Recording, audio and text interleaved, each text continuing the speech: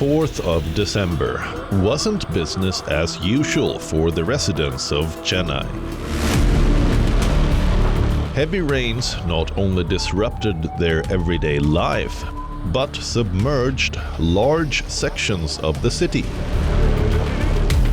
Cyclone Migjam, that is causing havoc on India's southern coast, flooded several parts of the capital city of India's Tamil Nadu state.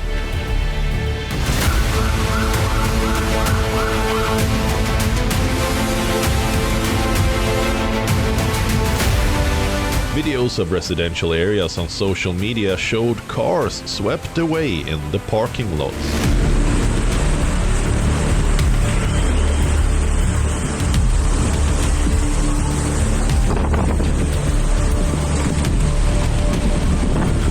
A 5-furlong road had caved in. Kurukuthurai Murugan temple was submerged in Tirunelveli town after the rains in the western Ghats. The Tambaram government hospital was marooned. Commuters walked through a flooded Punamali high road. The cyclone also stranded several flights departing and arriving from Chennai.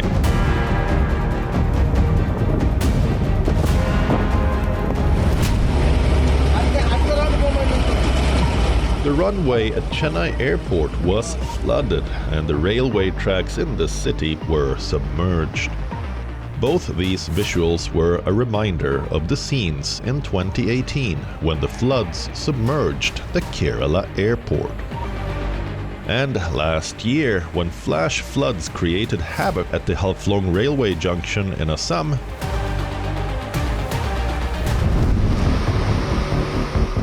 The current flooding in Chennai was another addition to the list of India's deadly floods in 2023. Many cities and regions in India witnessed severe flooding and waterlogging in 2023. Be it the hilly areas in the north, Himachal Pradesh and Uttarakhand, or the tech city of Bengaluru, or the northeast states of Assam and Sikkim. Many cities in Gujarat were battered by relentless downpour. From water entering a police station in Raigad in Maharashtra to a hospital in Rishikesh getting flooded. Even the capital of India, New Delhi, wasn't spared. The floods caused extensive damage to lakhs of houses while throwing public life completely out of gear. So, why are Indian cities getting flooded year after year? Is this solely due to sporadic heavy rains, or does it indicate a failure of urban planning? Let us find out.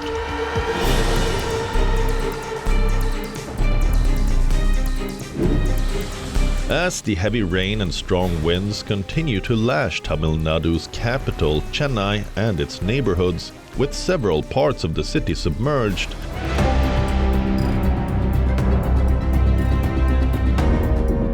authorities shut down schools and offices, stopped flights, and evacuated people from flooded areas.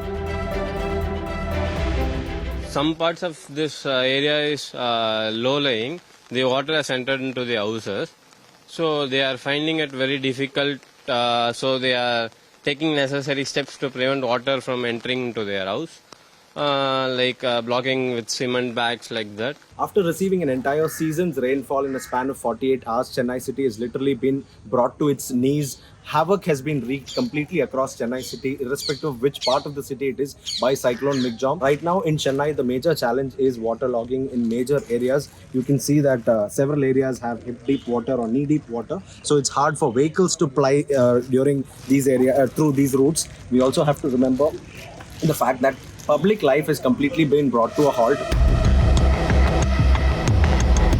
At least 9 people, including a child, were killed in the rain-related incidents in southern India till the 5th of December. And 9,000 people were evacuated.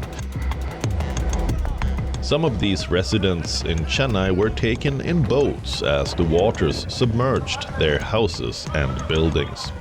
Almost first floor of our house is until first floor of our house is drenched actually, and also there are lots of snakes, and there are more children and kids who are struggling over there. People need to the government need to take necessary actions. Yeah, we have rescued around 20 people now.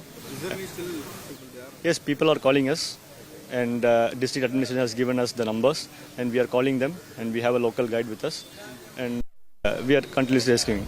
The floods not just impacted the human lives.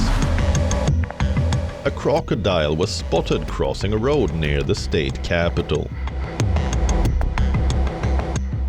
A video of the incident shows a two-wheeler driver stopping his vehicle after spotting the crocodile. The roads of Chennai city were massively waterlogged after the heavy rain. Chennai has seen similar natural disasters in the past. So the extreme rainfall occurred from 3rd December night till 4th December evening. And in this period, in like 36 hours, Chennai got more than 40 centimeter rainfall, that is more than 400 millimeter rainfall. And as per IMD figures, Chennai city received in 48 hours 468 millimeter rainfall. So unofficially, this is most likely the highest amount of 48 hours rainfall which Chennai has ever received since the record keeping began.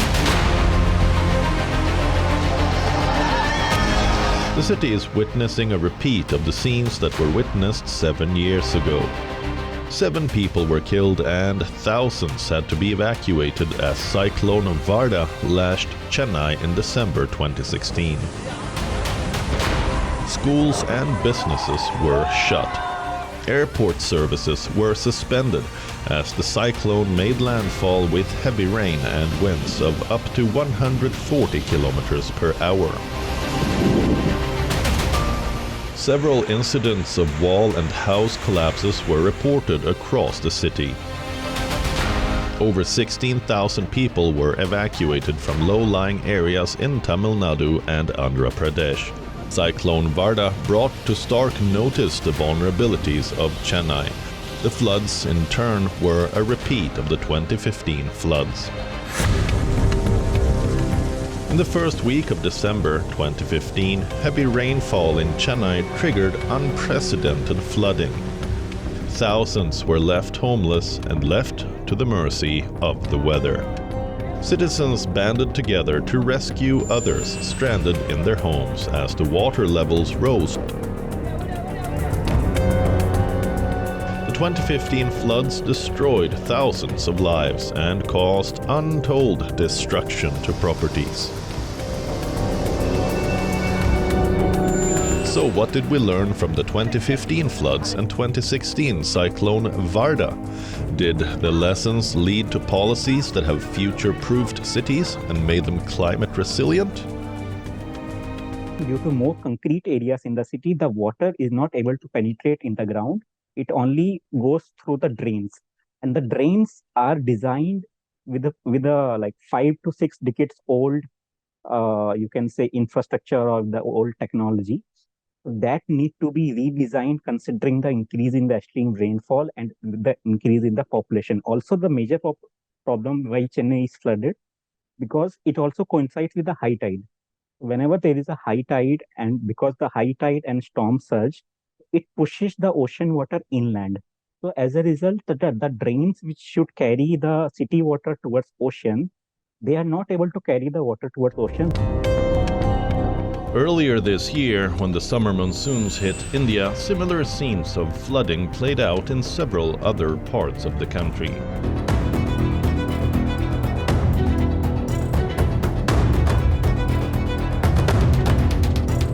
Just last month, in November, many areas of Bengaluru were inundated, leaving commuters stranded in traffic snarls as heavy rain pounded the city.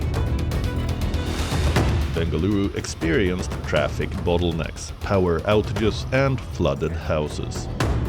All these were a result of additional rain during an unusually heavy monsoon season. Once known as the City of Lakes, Bengaluru's intense urbanization drive has eliminated wetlands and floodplains, leading to floodway obstruction.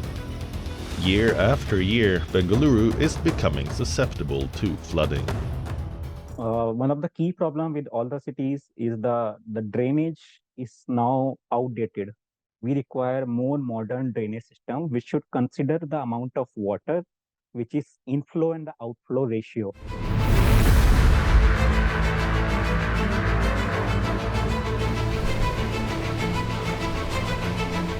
In the month of June this year, the powerful cyclone Biparjoy unleashed heavy rains and winds on the coast of western Gujarat state.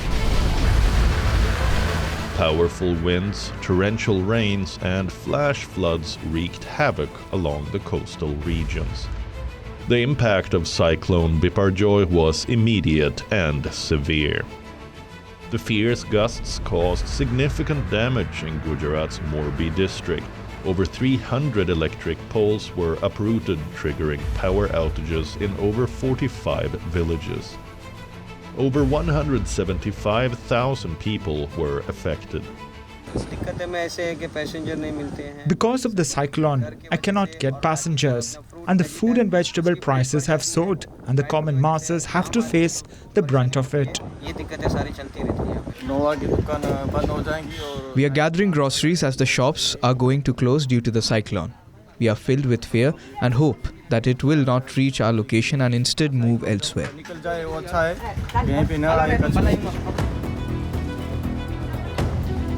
Families stayed in patchy shops in the coastal towns of Mandvi as cyclone Biparjoy made landfall after pounding the Indian coastline.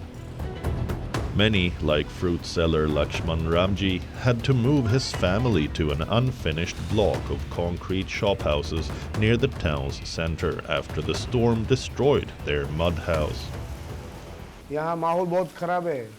The situation is very intense. We have been here since 3 p.m. yesterday. We haven't eaten anything, and the roof of our home has been destroyed by the rains, and that is the reason why we are staying here. We don't know if the situation will improve or not. The hotel glass is shattering, and we are afraid that it might fall on us. The situation is very bad out there. It's raining a lot. We don't know what to do.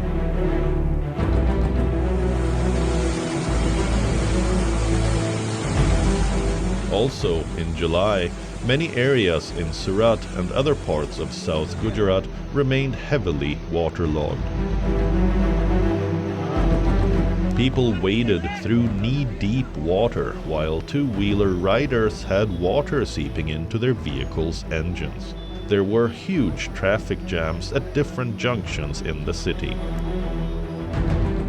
In September, several villages across the state of Gujarat were cut off after flooding in low-lying areas, as the Narmada and other rivers were in spate. Around 12,600 people were taken to safety and shifted to shelter homes, while 822 stranded citizens were rescued from 7 districts. The incessant downpour affected normal life in several districts of Gujarat.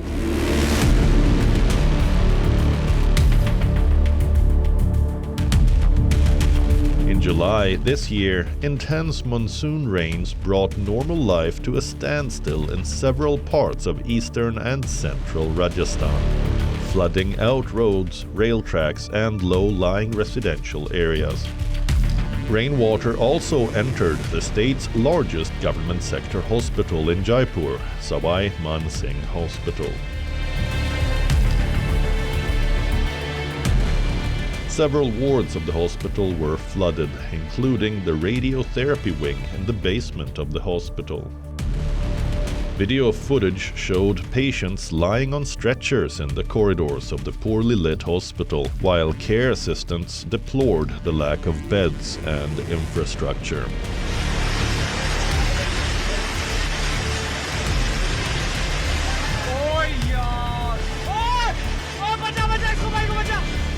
Reports said a 7-year-old boy was swept away in the gushing waters of an overflowing drain at the state capital of Jaipur, where several areas were waterlogged.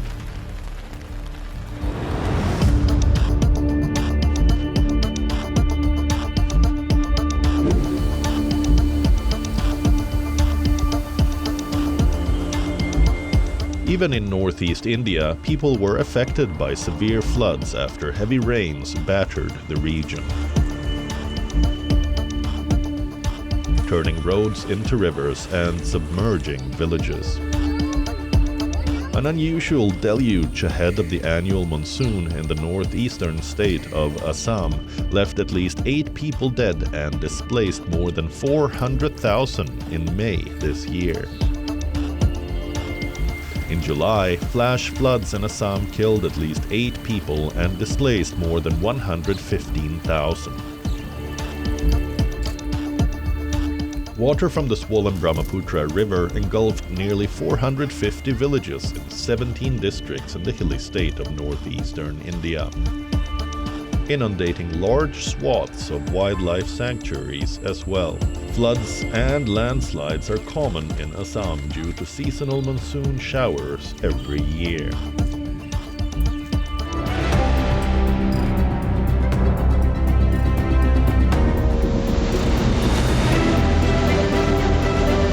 Mountainous state, Himachal Pradesh faced widespread destruction due to heavy rainfall.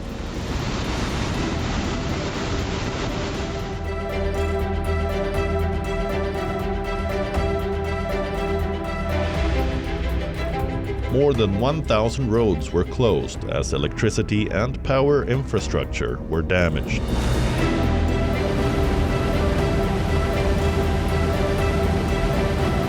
Since the onset of the monsoon in Himachal Pradesh, many people lost their lives and many went missing in rain-related incidents.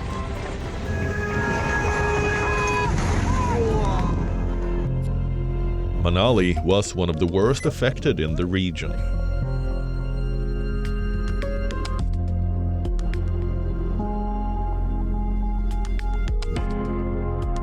This is what a highway in Manali looked like before the rains.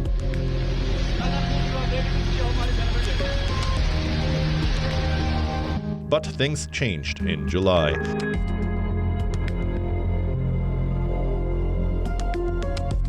When flash floods washed away roads and several bridges and cut off villages. Experts believe that rampant ill-conceived construction over the years have made the hill state more vulnerable to natural disasters like the flash floods and cloudbursts. Another mountainous region, Uttarakhand, was battered by heavy rainfall in the monsoon season. Several people, including patients, were seen wading through water at the All India Institute of Medical Sciences in Rishikesh. Visuals also showed the entire hospital premises flooded as people made their way out.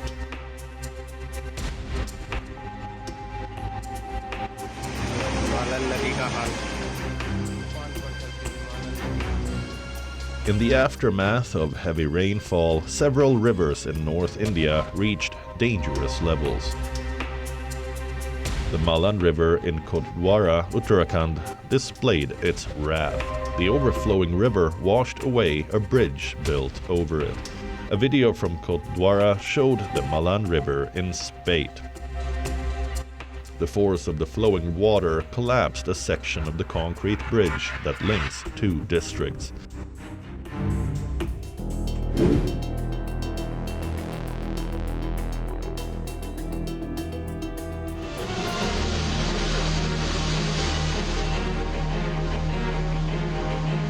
Parts of Maharashtra have also experienced heavy showers. The police station in the Raigad district was flooded. Police personnel had to wade through knee-deep water.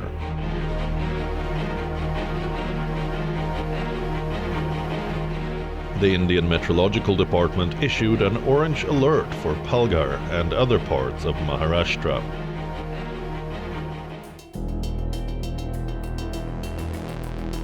This isn't the first time parts of the state were swamped with floodwaters.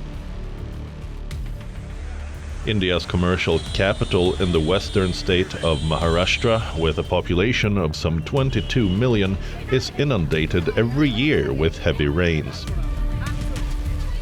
Suburban railways, road transport, air traffic, and normal public life are disrupted every single time. Drowning of the city of Mumbai, that now seems like an annual affair, raise the same question every time. Why is Mumbai never prepared for the seasonal floods? It is the question, unfortunately, for most Indian cities that face the deluge year after year. Meanwhile, residents in India's Chennai waded through knee-deep floodwater after Cyclone Mijong barreled into the southern coast, bringing in heavy rain and winds that uprooted trees and damaged roads. 13 people reportedly died in the flooding triggered by the torrential rains that preceded the cyclone, which made landfall in Andhra Pradesh state on the 5th of December. Residents were seen distributing water on boats to those stranded in their homes, as roads were flooded and vehicles submerged.